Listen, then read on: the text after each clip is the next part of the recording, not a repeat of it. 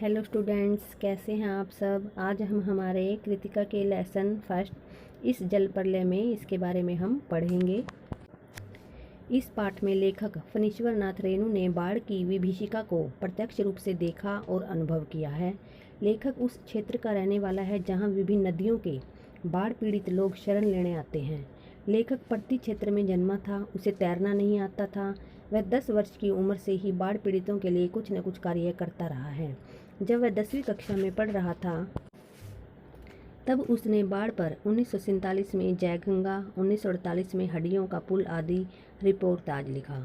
गांव में रहकर उसने बाढ़ की प्रलय को देखा सुना तो था, पर 1967 में आई बाढ़ को उसने देखा और भोगा भी, वह भी आम आदमी की तरह। यह अनुभव उसने पटना के गोलघर इलाके में रहकर प्राप्त किया था।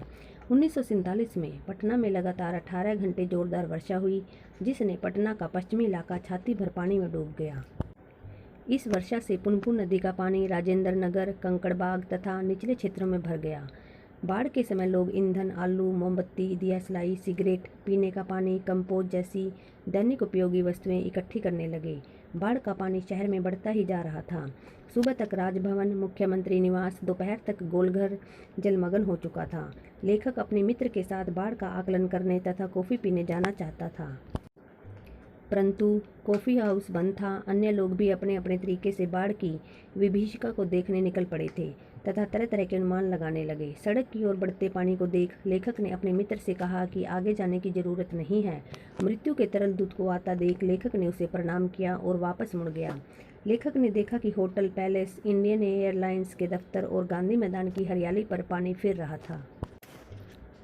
यह सब देखना उसके लिए बिल्कुल ही नया अनुभव था। गांधी मैदान की रेलिंग को पकड़े लोग यूं खड़े थे जैसे रामलीला का राम रथ वहां से निकलने वाला हो। चारों ओर बाढ़ का गेरुआ पानी ही पानी दिखाई दे रहा था। रेडियो और जनसंपर्क विभाग की गाड़ियां लोगों को बाढ़ के लिए बार बार सावधान कर रही थी। लोगों में सुरक्षित स्थान पर पहुंचने की जल्दी थी। वे अपना अपना जरूरी सामान रिक्शा, टमटम, ट्रक और टेम्पो पर लादे चले जा रहे थे। दुकानदार अपना अपना सामान बचाने में जुटे थे। लेखक मैगजीन कॉर्नर से कई पत्रिकाएं खरीद कर वापस आ गया। वह राजेंद्र नगर आया ही था कि जनसंपर्क विभाग की गाड़ी ने लाउडस्पीकर से सूचना दी कि रात 12 बजे तक राजेंद्र नगर में पानी घुस जाएगा। बाढ़ की चिंता से ग्रस्त लेखक पुरानी स्मृतियों में खो गया। उसने 1949 की महानंदा की बाढ़, 1947 की बाढ़ पीड़ित क्षेत्र की यात्रा, 1937 में सिमर बनी शंकरपुर की बाढ़ तथा 1967 में पुनपुन नदी के पानी का राजेंद्र नगर में घुसने से उत्पन्न स्थितियां एक एक कर याद आने लगी। उस दिन भी राजेंद्र नगर के लोग रत जगा करते रहे। 2:30 बजे तक पानी नहीं आया था। लेखक सोने की चेष्टा कर रहा था, पर उसे नींद नहीं आ रही थी।